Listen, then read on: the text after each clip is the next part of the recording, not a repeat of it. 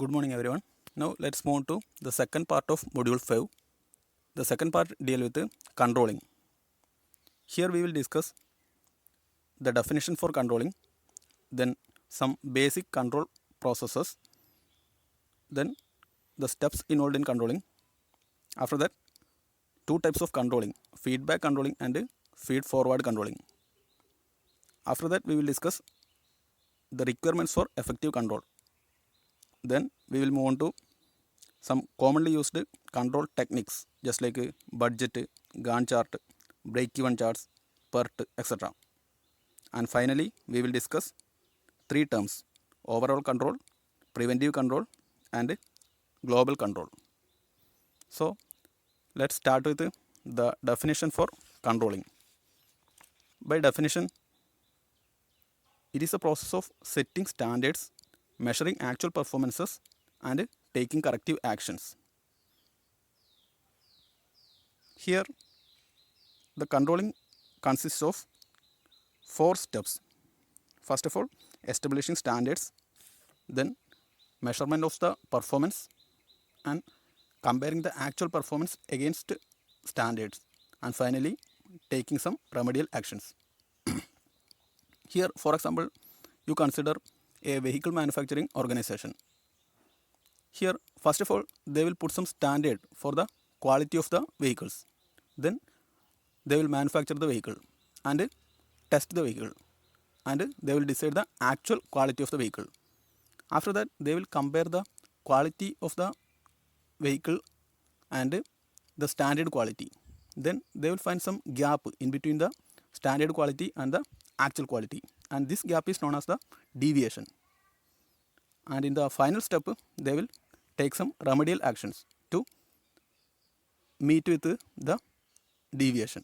Now that is what taking place in controlling process in an organization. Now we have seen controlling is the process of setting standards, measuring actual performances, and taking corrective actions. Now let's see what is the significance of this controlling in management, or what are the advantages of controlling. The advantages include it helps the future planning more effective. Here in this example of vehicle manufacturing organization, if we conduct some better controlling process, then we can plan the next batch of vehicles more effectively. And the controlling ensures some standards for our products. Then it facilitates our decision making process more effective. And controlling process helps in decentralization, because decentralization is achieved through delegation. For better delegation, there should be better controlling also. Now, controlling makes some improved coordination within the organization, and it ensures optimum utilization of resources, because the manager can detect the wastage of resources by effective controlling. Now it improves the efficiency of the employees and improves the quality of the products, and thereby improve the performance also. Now these are the advantages of controlling in the management, or the significance of controlling in the management. Now let's move on to the next main topic. It is the types of controlling. Depending upon the time at which control is applied, control can be of two types: feedback control and feed forward control. Now let us discuss them one by one. First of all, feedback control. The steps involved in feedback control are: here the manager puts some standards first, then he measures the actual performance. After that, he compares the measured performances against the standards. Then only he will put the corrective actions and implement the corrective actions. You listen here, the corrective actions is taking place only at the third step. That means only after putting the standards and making actual performance, then only they are conducting the corrective actions. And let's see what is taking place in feed forward control. Here the manager implement control even before the actual activity begins. That means the corrective actions are done even before the actual performance. Here the manager anticipate all the possible deviations within the performance. Deviation is the gap between the actual performance and standard performance. So at the beginning itself the manager predicts all the possible deviations, and then only he will start the actual performance. Here the manager can implement the corrective actions when the process takes place. So the basic difference between feedback control and feed forward control is it is the time at which the controlling is applied. In feedback control, the control is applied only after the completion of the actual process. But in feed forward control, the corrective actions are starting at the first step or at the beginning. Now, for example, the feed forward control, here let's see a machinery is being installed in our lab. Here what the manager do in the feed forward controlling, here he anticipates all the possible breakdowns. That means if the needle breaks, then what we should do, or if the display doesn't work, then what we should do, or if it suddenly collapses, then what we should do, or how to maintain this machinery. All these possible failures he will anticipate at the beginning, and then only he starts the machine. Now this is what taking place in feed forward control. But in feedback control, here we start the machinery at the beginning, then we compare in between the actual and standard performances, then only we will implement the corrective actions. Now that's the difference in between feedback and feed forward control. Now let's move on to the next main topic. It is the requirements for effective control. Now let's see what are the requirements for effective control. Here the effective control may vary from organization to organization and from situation to situation.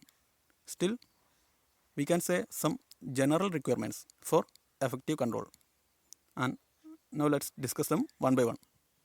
First of all, the control system must suit to the nature of the job and needs of the job. Then the control system must suit to the area to be controlled.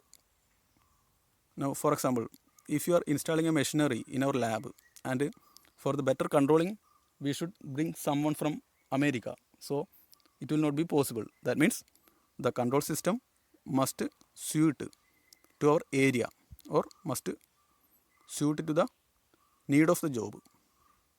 Now this is what the first point says, and the second point says that the control should tailor to individual manager. That means the manager should know how to control the process. Here if the manager cannot understand how to control, then it is of no use. That is what the second point says. That means control should tailor to the individual manager.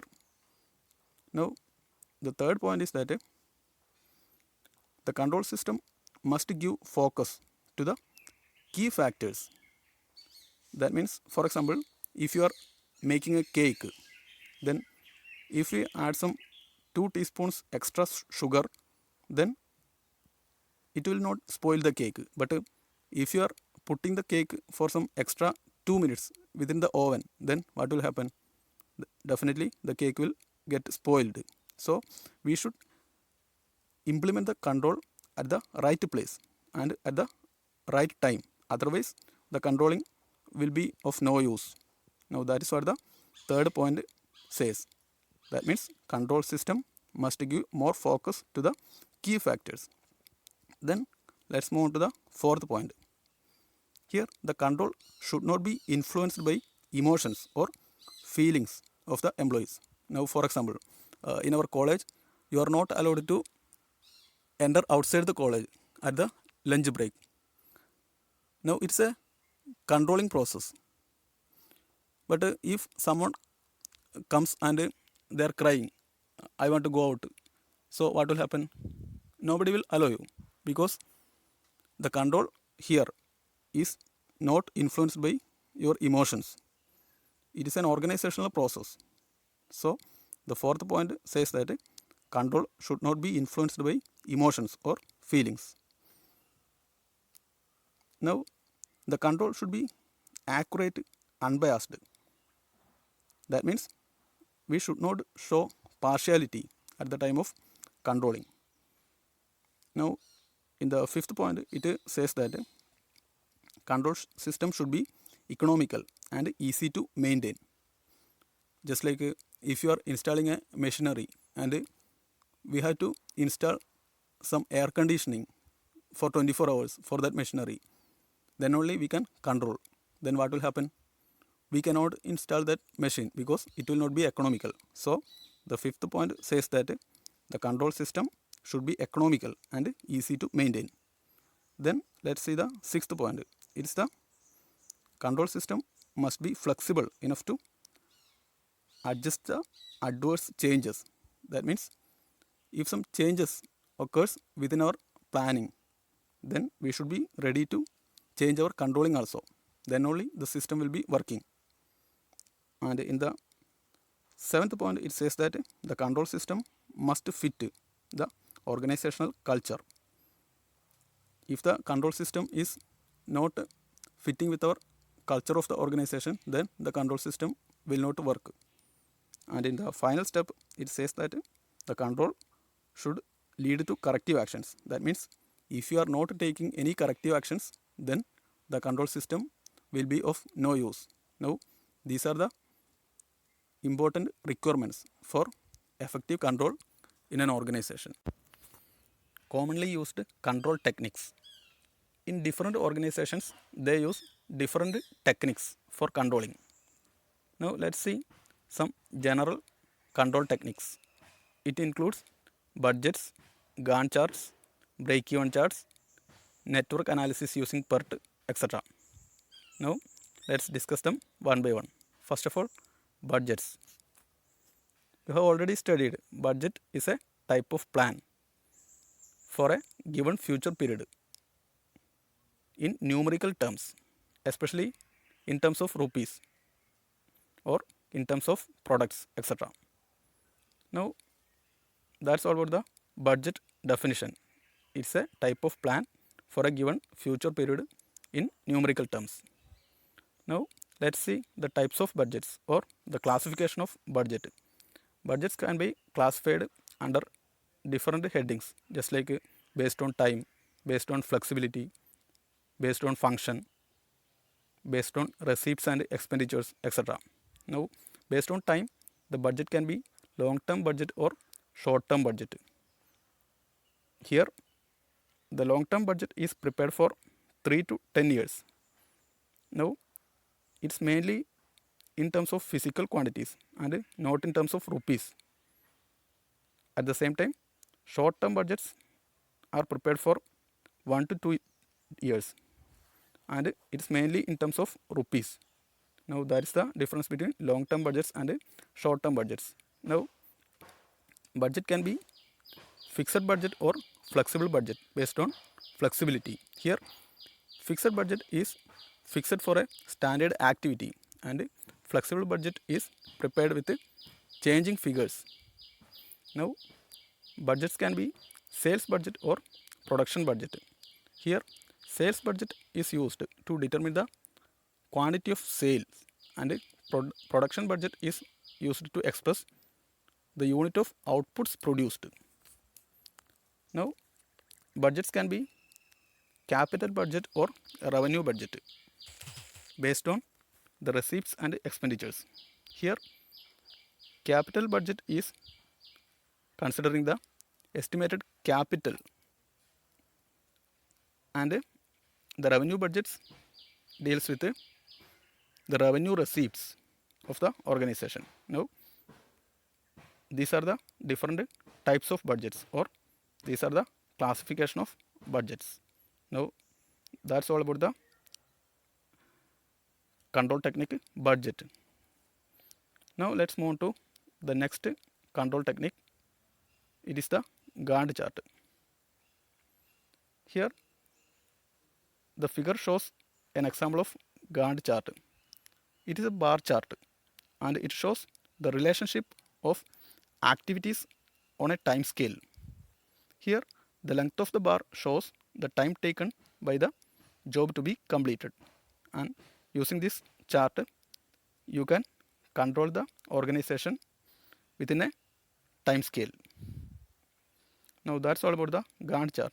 Now let's move on to the next control technique. It is the break-even chart. Here the figure represents a break-even chart. It shows the relationship between cost, volume and profit. Here the point at which the total cost line and total revenue line intersects is the break-even point.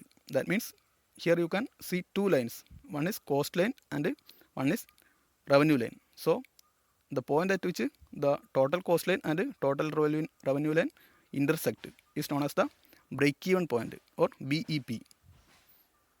Here if the total revenue line lies above the total cost line, then it indicates a profit region, and if the total revenue line lies below the total cost line, then it indicates a loss region. That means in this graph you can see a loss region and a profit region, and the amount of profit or amount of loss at any given output can be read out from the given chart. Now that is the importance of break-even chart. Now that's all about the break-even chart. Now let's move on to the next controlling technique. It is the PERT, or Program Evaluation Review Technique. In PERT analysis, it involves the analysis of a network diagram which is prepared by using PERT. Now the diagram represents all the events and all the activities in the sequence. It is constructed along with the interrelationship in between the events. Now from this diagram the total project duration can be calculated. And how to calculate the total project duration? A critical path can be formed from all the critical activities. Now what is this critical path? It is the path with minimum duration. And what is this critical activities? Critical activity is the activity that takes more time than it is expected. So what we should do is, first of all we should construct the network diagram. Then we should decide the critical activities. These critical activities can be decided by determining the activities that takes more time than it is expected. Then after deciding the critical activities, we should connect all these critical activities so that you will get the critical path. So you can measure the duration of the critical path and you can decide the duration of the entire project. Now that is what you should do in the PERT analysis. Now these are some examples of some commonly used control techniques. Now in university exam they will ask to explain about the control techniques, or they will specifically ask to explain about some special control techniques. So you should be ready to draw the diagrams, and you should be ready to explain the steps. Now that's all about the control techniques. Now let's move on to the next main topic. It is the overall control, preventive control and global control. Now let's discuss them one by one. First of all, overall control. Overall control is developed for measuring the overall performance of an organization. Here it analyzes the achievements of the ultimate goal of the organization. So overall control is the measurement of overall performance of the organization. Then it includes profit and loss control, control through return, control through investments, etc. Now, profit and loss control is a statement showing all the revenues and expenses for a given period. Now, that's all about overall control. Now, let's move on to preventive control. It is a theory or it's a principle. That means principle of preventive control. The principle says that higher the quality of the managers and subordinates, then lesser will be the need for direct control. That you know, because if the quality of the managers and subordinates is more, then the chances of deviation will be less, and ultimately the need for controlling will be also less. Here, a qualified manager makes always a minimum error. That is what the principle of preventive control says. Now, the preventive control makes the corrective actions more effective. That's all about the preventive control. Now, let's move on to the last topic in this fifth module. It is the global controlling. Global controlling is introduced to overcome the limitations of the conventional controlling techniques. Here, the entire globe is considered for controlling techniques. For conventional controlling techniques, there are some barriers. From country to country, the culture, the practices, everything varies. And the distance is also a great barrier for effective controlling. So, if we introduce a global controlling process, then we can overcome these limitations of distance, language, culture, practice, etc. Here, the manager has to understand the culture of the place at which he is operating. Then only he can achieve a global control. The global control involves meetings, reportings, inspections, etc. globally. Here, the countries will not make any barrier to the functioning of the controlling. So that is what global control. Now, these are the important points in the fifth module. Let me tell once again. In the part 2 of fifth module, it was dealing with controlling. Here we have studied the definition for controlling, then steps involved in controlling, then two types of controlling, feedback controlling and feed forward controlling, then requirements for effective controlling. After that, some commonly used control techniques just like budget, Gantt chart, break-even chart, PERT, etc. And finally, we have studied three important terms: overall control, preventive control, and global control. Now that's all about the second part of this fifth module. Thank you all.